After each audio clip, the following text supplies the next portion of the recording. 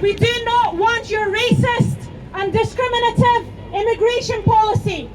Today, we gather to support the legal action, and we hope that the Nationality and Borders Act, as we call it, the anti-refugee bill, is scrapped for good and forever, that we have a new system which is based on human rights, a new immigration system which is based on international protection, a new system which is based on international law. What people have experienced over the decade has been horrifying. The hostile environment created by Theresa May is causing lives. Just during the pandemic, people were evicted from their homes into hotel accommodations. We lost our friend Adnan in a hotel in Glasgow who committed suicide. We lost our friend Bedreddin, who was shot dead by the police, the first person to be shot dead by the police in 50 years. In the Park Inn Hotel, as we call it, the Park Inn incident.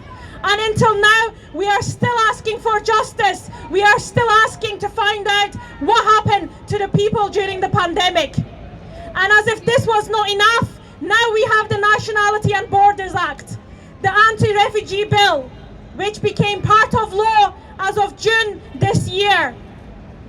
The new law is going to criminalize people.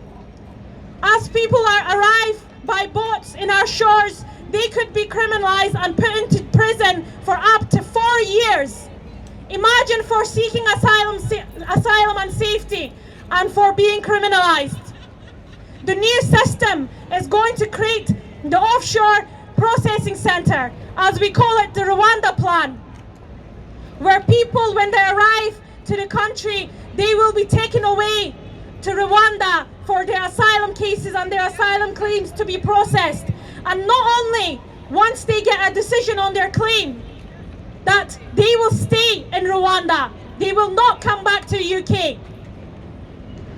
And the irony that the new place that they are going to use in Rwanda, the accommodation they're going to use, they've named it the Hope Hotel. Shame on the government, shame on the plan. And as if this was not enough, the newly elected Prime Minister is going to violate everyone's right, not just the rights of people seeking asylum and refuge, but the rights of everyone, the workers' rights, the right to protest, the right to strike. And we need to see who the real enemy is. The enemy is in down south. The enemy is the Tory government, who is creating policies to send people away.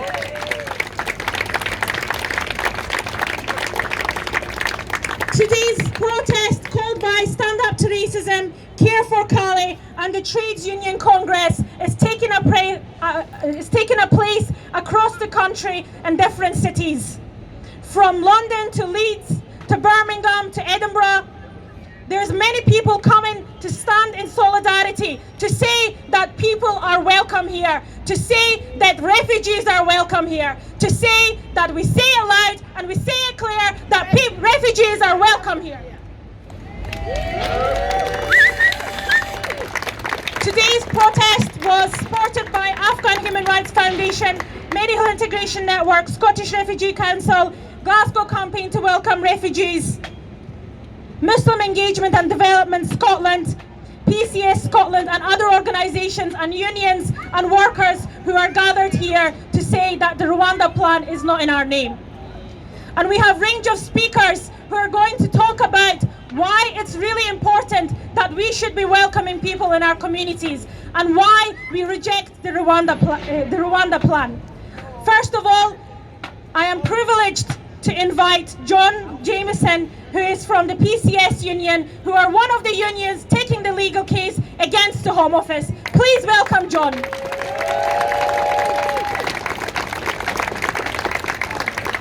Thanks very much for that introduction. Brothers and sisters and non-binary friends, John Jameson, Public and Commercial Services Union, giving our full and unreserved support to today's protest action on the day the government's flights to Rwanda policy comes under judicial review. And PCS welcomes the invitation from Stand Up to Racism Glasgow and other organisations to speak today. And I bring with me the committed support of our President Fran Heathcote, General Secretary Mark Sawatka and the National Executive Committee. The PCS took legal action towards the close of 2021 in conjunction with Care for Cali and other charities opposing the pushback policy after 27 refugees lost their lives in 1 week trying to cross the channel to the UK. Our border force members were aghast at the thought that they would be forced to implement such a cruel and inhumane policy. And we were clear in PCS that our workers would not adhere to a policy that left them spectators to refugees in boats foundering and dying without trying to save them. An obligation, by the way, enshrined in international maritime law. Our union is proud that the threat of legal action caused the government at that time to back down, which undoubtedly did save lives.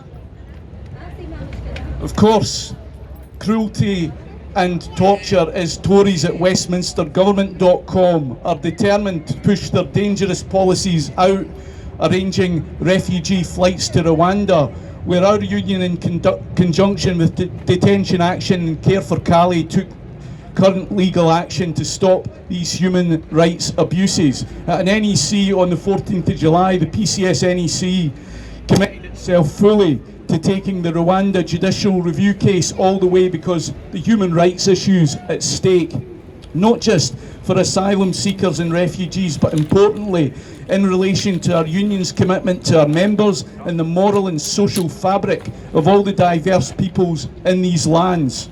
However, despite any positive outcomes of our current challenges, nobody should put their faith in the structures of the law to resolve this, because often justice and humanity are completely different things. And that's actually why PCS are here today, because as much as today's judicial review and legal challenge is important, only activity like today and far much more of it puts pressure on authority.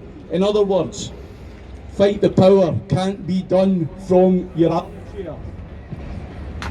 Today is also the end of the Tory party's selection of a new Prime Minister, where the hustings have managed to avoid every important issue affecting working people in Britain, where the media have aided and abetted the government in programming not news but several months of a party political broadcast to 68 million people in the UK, where only 0.1 of a million people in Britain had a vote in that contest. The reason we've been exposed to this media barrage is to make you feel powerless, to keep the ones who have caused this economic crisis in power. Malcolm X hit the nail on the head when he said, if you're not careful, the newspapers will have you hating the people who are being oppressed and loving the people who are doing the oppressing. And that is what they're trying to do. So forget the propaganda. There is an alternative, and it starts with getting rid of this Tory government and replacing it with a government who will welcome refugees, bring into public ownership energy companies, rail and transport, reversing the wealth transfusion from the poor to the rich, which has accelerated over lockdown and is one of the reasons the economy is failing and contributing to that cost of living crisis. PCS, like many other unions, will be balloting our members on action over jobs, pay and pensions. And our struggle in terms of the strike ballot is very much interlinked to today's protest. It is in fact the same struggle, and old hacks like me might refer to it as the class struggle. PCS have an important point that needs to be taken from today's event. We not only have to unite as campaigning activists, we need to unite across trade unions and the diverse communities and coordinate that fight back on human rights, on the cost of living crisis, because together we are stronger. And PCS also have a message for the new Tory Prime Minister: an end to racist and inhumane immigration and asylum policies. We want fair tax where the rich and multinationals pay tax rather than avoid tax. We want the abolition of stealth taxes, which mean poor people pay more tax proportionately than the rich. And we don't want handouts, as the new Prime Minister put it. We want back everything that they have stolen from us. Comrades, united we stand. Thank you. Solidarity, comrades.